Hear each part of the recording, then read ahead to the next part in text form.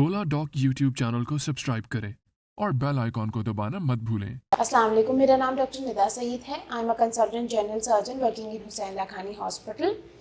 आज मैं आपसे जिस बीमारी के बारे में बात करूंगी वो औरतों और मर्दों दोनों में ही पाई जाने वाली बहुत कॉमन बीमारी है। पाइल्स जो है या हेमरॉइड्स या बवासीर आम ज़बान में उसको कहा जाता है कि खूनी होते हैं और मरीज़ आते हैं कि खून आ रहा है, इचिंग हो रही है यानी बार बार खुजाना पड़ रहा है, ब्लीडिंग हो रही है और कब्ज़ ज़्यादातर उन मरीज़ों को रहता है। पाकिस्तान के टॉप डॉक्टर्स के साथ अपॉइंटमेंट बुक करें, वो भी पेशेंट फीडबैक देखते हुए। लाखों लोगों की तरह पाकिस्तान के सबसे बड़े डॉक्टर नेटवर्क का फायदा उठाएं और आज ही ओला डॉक ऐप डाउनलोड करें। ओला डॉक, डॉक्टर का अपॉइंटमेंट आसानी से। अब इसमें मरीज तब दर्द के साथ आता है जब वो आकर फंस जाते हैं।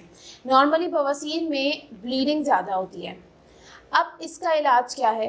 अगर आप हमारे पास अर्ली स्टेजेस में आ जाते हैं, यानी इसके 3-4 ग्रेड्स होते हैं। पहले ग्रेड में ये होता है कि सिर्फ ब्लीडिंग होती है।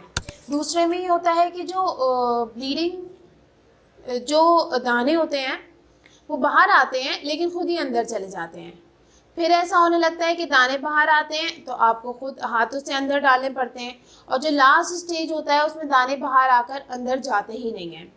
अगर हमारे पास मरीज़ प्रोलैप्स हेमरॉइड्स के साथ आता है और पेन के साथ आता है तो फिर हम ये करते हैं कि उसको, अगर 48 आवर्स के अंदर आता है तो उसको सर्जरी का भी ऑप्शन देते हैं या फिर उसको कंजर्वेटिवली यानी दवाइयों से मैनेज करते हैं। अगर आप हमारे पास इनिशियल स्टेजेस में ही आ जाएंगे, फर्स्ट या सेकेंड स्टेज में, तो बग़ैर सर्जरी के आपका काम हो सकता है। यानी कि आपको अगर फर्स्ट स्टेज है तो ब्लीडिंग रोकने की दवाइयाँ, नीम गर्म पानी के टब में बिठाना और ये चीज़ें हम कर सकते हैं।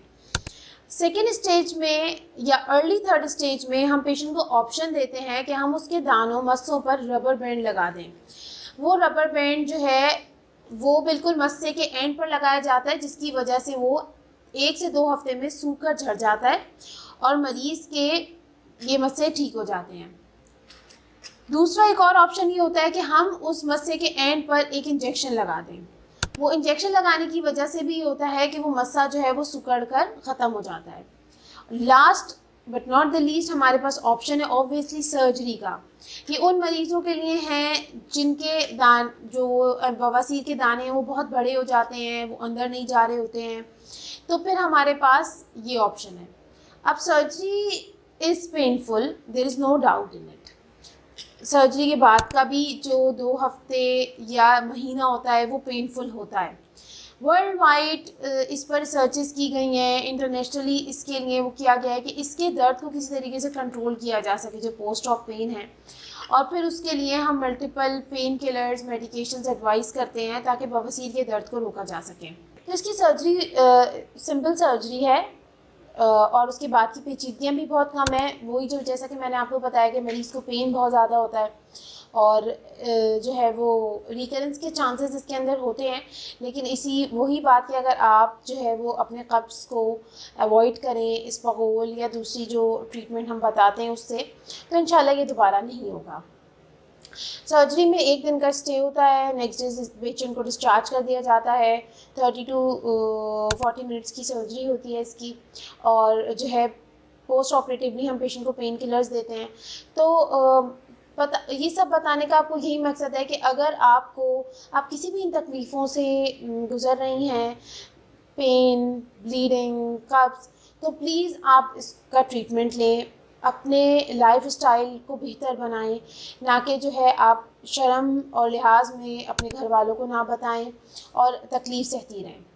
तो मुझे उम्मीद है कि अगर कोई भी मेरी जो ये वीडियो देखे और उसको ज़रा सा भी फ़ायदा हो तो I will be really happy, और आप ज़रूर किसी भी जनरल सर्जन को कंसल्ट करें अगर आप किसी भी इस तरह की तकलीफ़ से गुजर रहे हैं। अगर कोई भी मुझको दिखाना चाहता है तो ओला डॉक के थ्रू आप लोग मुझसे ऑनलाइन अपॉइंटमेंट ले सकते हैं। मैं हुसैन लाखानी हॉस्पिटल में रोज़ाना 9 to 3 बैठती हूँ एक्सेप्ट फॉर संडे, और बाग़े हलाल में बैठती हूँ ट्यूसडे एंड फ्राइडे 4 to 5। आपको ये सारी डिटेल्स ऑनलाइन भी अवेलेबल होंगी, तो प्लीज़ आप लोग जो भी अपॉइंटमेंट लेना चाहता है तो वो ओला डॉक के थ्रू ले सकते हैं।